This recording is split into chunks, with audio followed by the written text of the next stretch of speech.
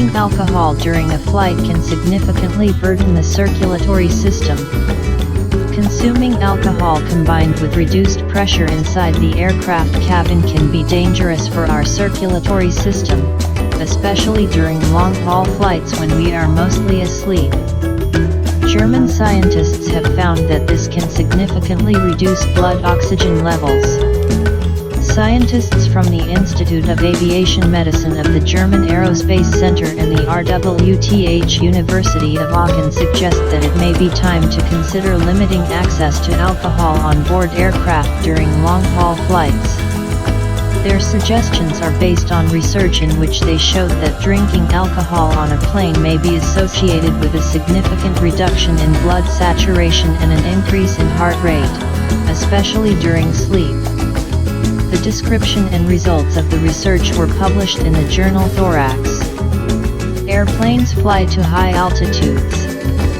The optimal height, i.e. the so-called cruising altitude, allows you to reduce fuel consumption and avoid bad weather and related turbulence.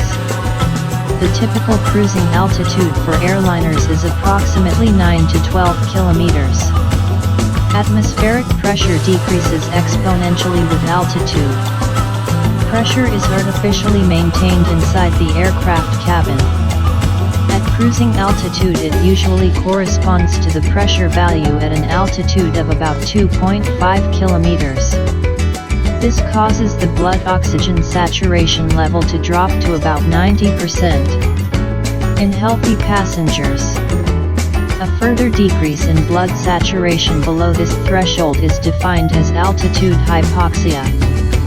Then the tissues do not receive enough oxygen and the body compensates by making the heart beat faster to deliver the required amount of oxygen.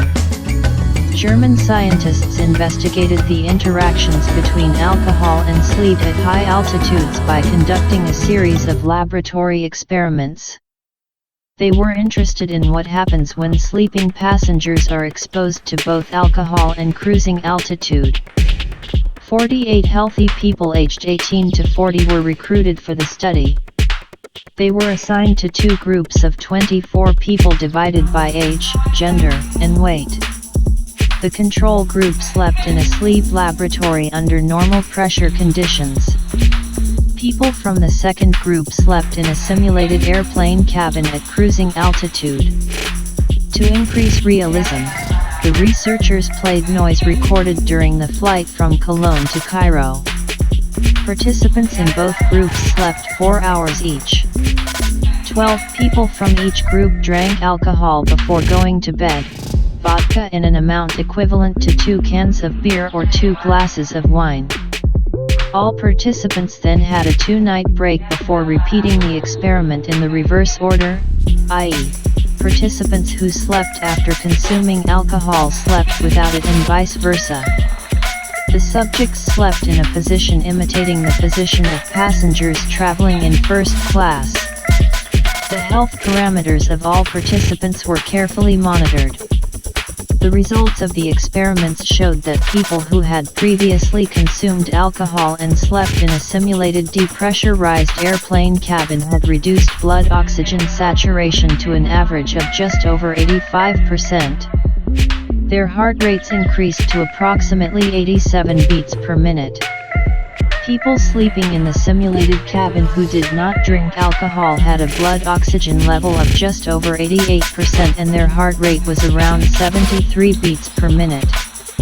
People in the sleep lab group who drank alcohol had blood saturation levels of just under 95% and heart rate just below 77 beats per minute. Among those who did not drink alcohol, these values were 96% and 64 beats per minute. To sum up, in people drinking alcohol and sleeping in a simulated airplane cabin, blood saturation dropped below 90%, i.e. below the level considered healthy. The level remained below normal for a long time.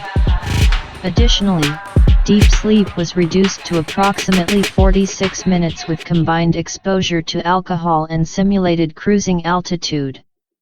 For comparison, People sleeping in a sleep laboratory had this parameter at the level of 84 minutes after drinking alcohol and 68 minutes without alcohol. The period of REM sleep was also shorter in people under the influence of alcohol and staying at the simulated cruising altitude.